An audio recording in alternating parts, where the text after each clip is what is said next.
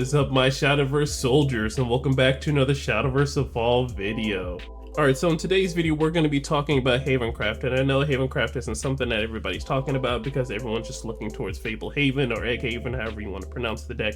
But there's still other decks that are coming out as sets roll out, so if I'm missing a deck or missing a sort of craft that you guys want to talk about or want me to go over, drop it down in the comments below and I will surely work on it and I will get it done as fast as I can. But moving forward, we're going to be talking about Ward Wilbert. So if you don't already know what this deck does, it kind of sets up a whole bunch of wards on the field and you have a whole wall to get through if you don't have any sort of spells or some sort of way to just go ahead and wipe the board of any means. It's going to be hard to get through this deck when it gets set up. But without further ado, let's go ahead and get into the pros and cons of the deck. So there's not going to be very many pros and cons for the deck just because it's kind of like a mid deck, if even mid, if you would say. So let's go ahead and get into it. Alright, so running down the pros, so it has some solid defense, it does have the option to banish, and it has wards. Alright, so getting into the first point on the fact of defense. So there's one thing that we all know about havencraft. It is one of the best decks in terms of removal and control. You know, it is outshined by another deck that's happening right now in BP6, but it is still a second runner-up. And the other thing I want to note about havencraft is it does have the unique mechanic of banishing things. So there are a lot of followers that have Last Words effect, those looking at the Hunter deck, and the Abyss, you know, Demon Punctimonium. You don't really want your opponents to get those Last Words effects, so you're going to be doing the banish effect so you can stop that. And lastly, we have the point of wards, so it wouldn't be a Ward Wilbert deck if you didn't have the wards in it. So at least 95% of the followers in this deck are going to be wards, so once you swing with them, or if you need to, you know, hang back a little bit, you can go ahead and engage them and then have some good defense. Now let's move on to the cons. So honestly, I wanted to give more cons for this deck, but I really wanted to match the pros and the cons, so I didn't really want to trash on this deck because, you know, maybe in the future it might be really viable, but it has enough archetype right now to just be good enough. So looking at the cons, we have it's very slow. In terms of removal, it's havencraft, but, you know, with this version of the deck, it's not very prominent, and there's no defined win con. So looking at the first point, so it does move very slow. It's a control deck, that is one thing for sure. And one thing about it being a control deck, you'll need to have lots of removal, which is sad because the next con is removal, that there's not that much removal. There is some nice combo removal in the deck, but there's not enough to really keep the gears going while, you know, also doing your game plan. And then lastly, we're talking about the no defined win con. So there's not really a big boss monster that's kind of like game changing. It really plays another follower, and then if that follower is removed while the other follower is still on the field, then you deal your opponent 1 damage. So it does kind of seem lackluster in terms of what late game boss monsters really look like. Alright, so enough of trashing on the deck with the pros and cons or trying to balance it out to see if it's good. Let's talk about Wilbert the Grand Knight. Okay, so we have Wilbert. He's a 5-cost 4/5. He has Ward, of course, and he has a fanfare ability to look at the top 5 cards of your deck. From among them, you may summon a follower with Ward not named Wilbert Grand Knight that costs 5 or less, and you put the rest at the bottom of your deck in any order. And whenever a follower with Ward is put onto the field into the cemetery, you deal 1 damage to each enemy leader. So I want to go ahead and get a focal point out for Glory Finder that this card is actually pretty good to be using in that format just because you're able to deal 1 damage to all enemy leaders. If you're able to give this card aura in any way, which we will be talking about, this is a pretty good card to have on the field. But getting back into standard Shadowverse Evolve, so this card is actually okay as a boss monster. I wouldn't say it's game changing or anything. You're just able to play another body with wards so you can have a good solid defense when you do play him. Unfortunately, he doesn't have Evolve like the Hunter Forest Limaga does, but he's pretty okay in itself. So let's talk about the wards that you're able to put in this deck that are actually pretty okay. So going down the list, we have Saintly Leader, Radiance Angel, Holy Lancer, and Aether of the White Wing. And of course, you should already know we're not going to be able to get Aether of the White Wing off of Wilbert's effect, but we will talk about that combo pretty soon in a second. But starting off with Saintly Leader, this is a card that you're able to get off of the effect, and you're able to engage it by banishing 3 followers with Ward from your cemetery, and then you can select enemy follower on the field and banish it. So like I said before about havencraft having that unique keyword skill of just banishing something on the field, it's pretty good, especially if you have something like maybe Leonidas on the field and there's no way for your opponent to remove it in terms of damage, you just leave it upright. Well, you can go ahead and use Saintly Leader, do the Wilbert effect, engage, get rid of those 3 wards out of the cemetery, which, you know, through the course of the game, if you do get to Wilbert, there will definitely be 3 wards in your cemetery. You can go ahead and banish it and he doesn't get his Last Words effect. Alright, and next up we have Radiance Angel. It's a 4-cost 3/4. You're able to draw a card when he's played. It's a pretty good card to get off of the Wilbert effect to go ahead and replace the card you just lost every hand for playing Wilbert. And then you can also evolve it if you have the extra play points to get 2 health points back. And then next up we have Holy Lancer, one of the new cards that came out in this set. So if there's another ward follower on the field, you can select enemy follower on the field and then deal it 3 damage. I'm pretty sure the evolved effect just lets you evolve her and then you can deal 4 damage to another follower too. And then lastly, let's talk about Aether of the White Wing. Yes, I know this is not a card you can get off of Wilbert, but with Aether of the White Wing, you can play her first, and then you're able to play Wilbert and then go through more of your deck to go ahead and start looking at the top 4 to get another ward follower, and that can get one of the other followers we're looking at right now. Alright, so here are some helpful combo cards that you're going to be playing in this deck if you want it to have some great success. So we have Holy Counterattack, Ruby Falcon, and Diamond Master.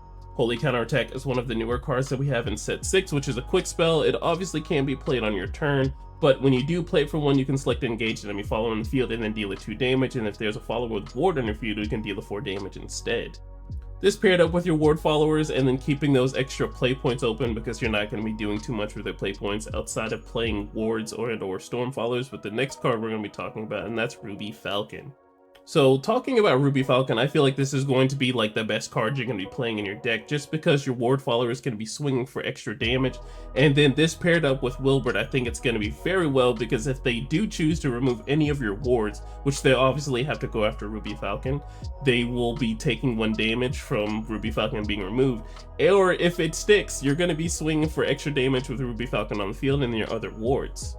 And then lastly, we have Diamond Master. So this is one of the key cards that you can be using as well, just because you can choose one of the followings to give this follower Storm or Ward. And with that secondary ability of making sure she's being chosen first before any of your other followers on field, I think this card is paired up well with Ruby Falcon and Wilbert, because if you give her Ward, she's going to trigger Wilbert, and then with Ruby Falcon, her having Ward too, she's going to swing for extra damage. But I do want to give you a tip that you cannot get this card off of Wilbert just because on the fanfare effect, she does gain ward. She doesn't already have it, so you won't be able to get this card off of Wilbert. Alright, so the one thing I want to gain from Shadowverse Evolve is having a good time or having a very unique experience when playing decks. So here are some alternative routes you can go in the havencraft build for this ward deck. So of course we had to include Alana's Prayer. If you're going to be healing at all in your deck, which sometimes you do in a havencraft deck, you'll be going ahead and buffing up your entire field by +1/+1, which is not too bad, especially if you have wards on the field. And then we have Bejeweled Shrine, so if there's a card you want to go ahead and focus on that might have aura or something like that, you can buff it up and get it to a dangerous route. And just be careful if your opponent has like board wipes or something or ability damage that could take it down, because sometimes, just widespread of damage might just hit it in the numbers sometimes. So be very careful with that. Alright, and then we have my personal favorite, Mist Shaman, that's going to be giving another follower on our field aura, which obviously we're going to give it to Wilbert because we're going to be summoning wards from our hand or from our deck through either White Wing or from Wilbert itself from the fanfare effect. And giving him aura just lets him stand on the field and just making sure you don't engage him unless you're going to be swinging for lethal and letting your ward followers besides him leave the field and go to the cemetery and just go ahead and burning your opponent for whatever they have. And then lastly, this is more of the hot takey card, but if you're crazy enough to go ahead and rock this build, you have the Archpriestess Layla. So the one thing about wards outside of them having a good ability to just block attacks is most of the time their defense is usually bigger than their offense at times. So I feel like this card paired up with Ruby Falcon would be really good just because you're going to be swinging for 1 more damage. If I'm thinking of this combo correctly, which I'm in mad scientist mode of course, so theory crafting. You swing Archpriestess, you have Ruby Falcon on the field, you're going to be swinging for 1 more damage. This card goes for 6 damage, so you swing 6, and then you'll be swinging for 7. So for any of your other ward followers that have higher defense than their offense, it'll be pretty good to rock this card. So I know in the pros and cons I said that there wasn't a really defined win con in this deck, but there are cards that are in havencraft that can help us win games in general. Alright, so looking at Heavenly Aegis, so this is definitely a good boss monster just because it has aura, and then when you evolve this follower, it can't take any ability damage or anything like that, so it becomes a 10/10. If you combo it well with the amulet card that gives it ward, then you'll definitely be doing a good job along with Wilbert too.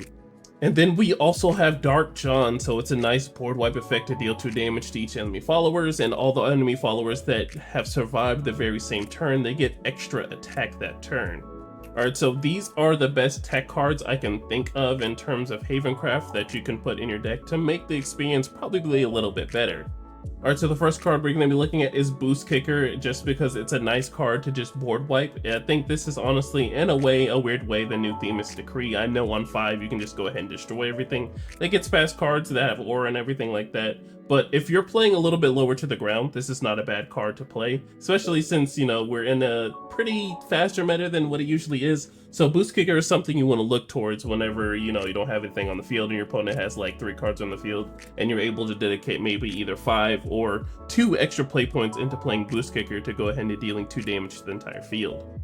Alright, and next up we have Ringside Announcer. So Wilbert is an arena follower, which you're able to search through your deck. So if you're one of those decks that has a hard time searching for your win con, or, you know, we only have 3 cards of it that we can put in our deck, and, you know, on turn 5 we definitely want to be playing Wilbert to go ahead and setting up another ward, but that doesn't always work. So maybe on turn 4 we can go for a Ringside Announcer and then evolving her and then getting Wilbert, and then on turn 5 we can go ahead and play him.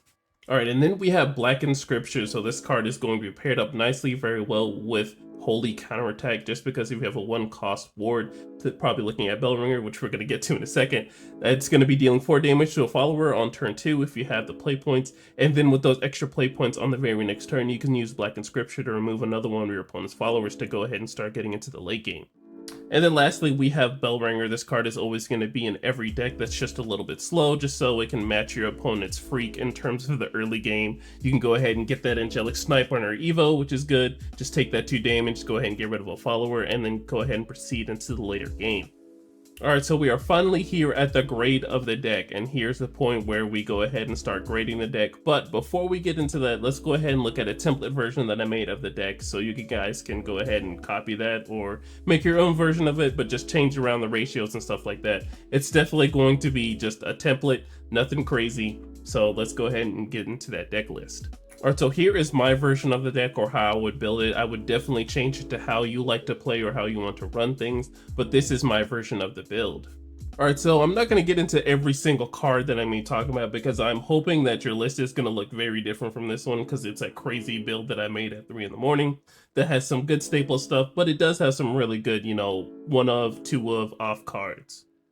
And one of those first cards we're going to be talking about is Emerald Maiden. So this is a card that's very good for the ward deck, because you can give this follower X defense, and X equals to the number of the ward followers on your field. So this paired up with Wilbert, and if you already have ward followers on your field from, you know, spamming from other means and whatnot, you can play this and she can get really big. So this synergized up with the Arc Priestess for the defense and whatnot, so you're going to be dealing damage through your defense. I think this card is going to be pretty good. It's a hot takey card, don't get me wrong, it's not good. I don't think the deck is very crazy or too good in general. It's not going to be top tier or anything, but I do think this deck is very fun to play if you like playing havencraft.